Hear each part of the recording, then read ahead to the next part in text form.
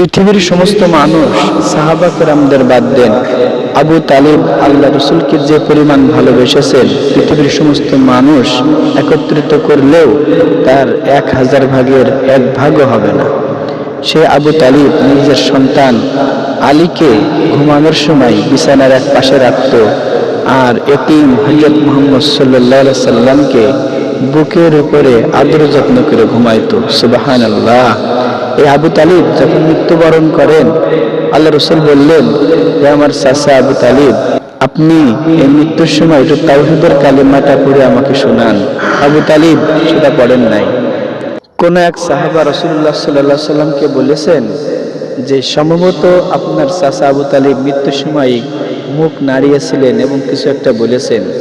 আল্লাহ রাসূল ডাইরেক্ট বলে দিলেন যে আমি কিছুই বলতে শুনি নাই। এত ভালোবাসা মহব্বত করার পরেও হাদিস শরীফে এসেছে আবু তালিব জাহান্নামে যাবে এবং জাহান্নামের সবথেকে কম শাস্তি আবু তালিবের হবে।